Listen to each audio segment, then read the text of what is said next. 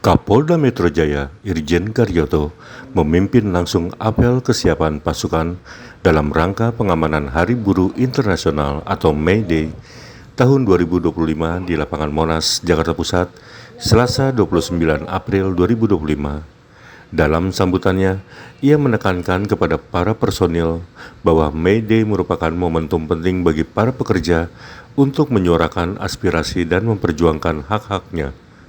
Namun demikian, peringatan May Day juga memiliki potensi kerawanan, baik dari aspek keterlibatan massa, lalu lintas, hingga keamanan nasional.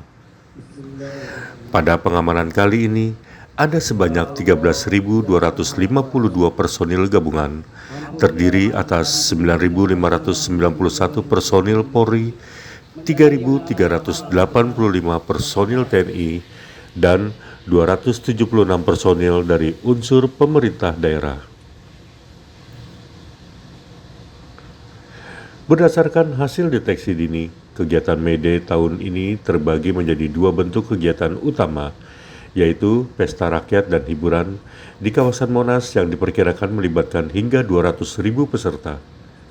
Lalu aksi unjuk rasa dari kelompok tertentu yang menyampaikan aspirasi spesifik dan berpotensi menimbulkan eskalasi bila tidak dikendalikan secara tepat.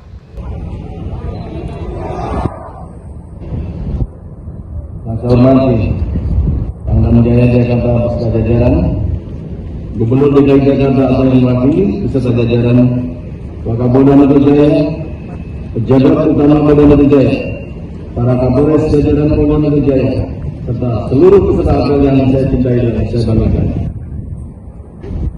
Pertama-tama kita sampaikan bersyukur kepada Allah SWT, Tuhan yang Maha Kuasa, karena atas limpahan rahmat dan karunia-Nya kita dapat berkumpul di sini dalam keadaan sehat untuk melaksanakan kegiatan apel kesiapan pasukan dalam rangka pengamanan May Day tahun 2025. Para peserta apel yang saya banggakan, tanggal 1 Mei adalah momen penting bagi pekerja untuk menyuarakan aspirasi dan memperjuangkan hak-haknya. Namun demikian, perlu diingat bahwa May Day juga memiliki potensi kerawanan, baik dari aspek ketertiban umum, lalu lintas, maupun keamanan nasional.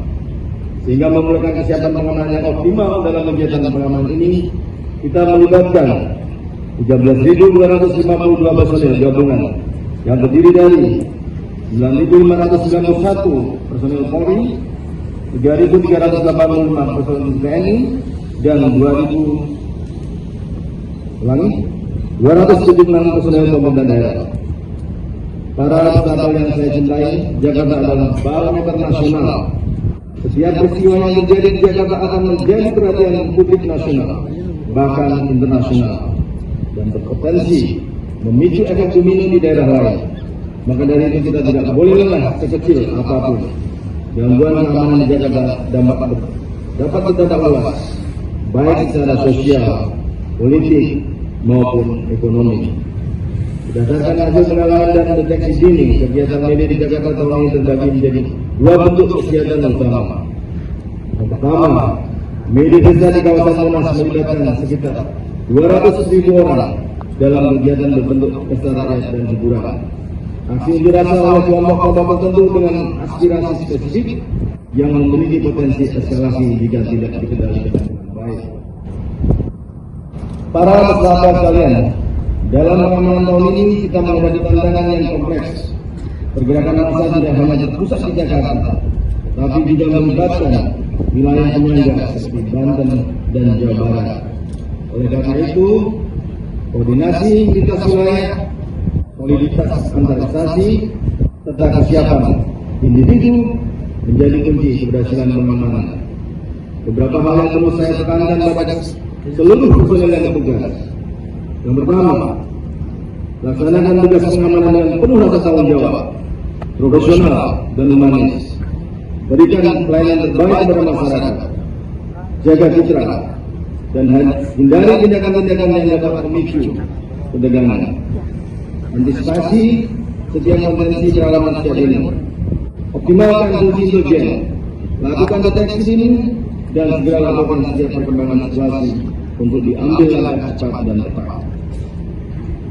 3. Kelola arus lalu lintas secara efektif. Pastikan rekayasa lalu lintas berjalan dengan baik sehingga lalu lintas masyarakat umum tidak terganggu akibat konsentrasi massa. 4. Jaga sinergitas antar satuan tugas. Bangun kerjasama yang solid antar Polri, TNI dan pemerintah daerah dan seluruh stakeholder terkait dalam setiap tahapan kegiatan pengamanan. 5. Utamakan keselamatan diri dan masyarakat. Tetap waspada dalam bertugas. Gunakan perlengkapan sesuai SOP dan patuhi protokol pengamanan dengan disiplin tinggi. 6. Lakukan pemberitahuan kepada masyarakat terkait kegiatan media.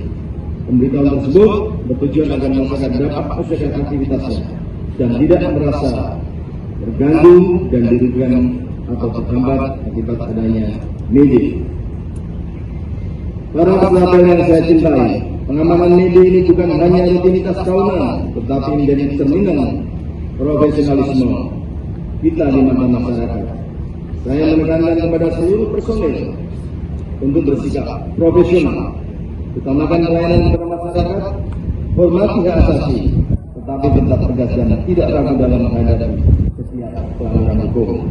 Mari kita buktikan bahwa kita mampu menjaga Jakarta tetap aman dan kondusif, sehingga stabilitas nasional tetap terjaga. Demikian arahan yang saya sampaikan. Semoga Allah Subhanahu wa Ta'ala, Tuhan yang Maha Kuasa, senantiasa melimpahkan rahmat dan karunia kepada kita dalam mengabdikan diri kepada masyarakat, bangsa dan negara.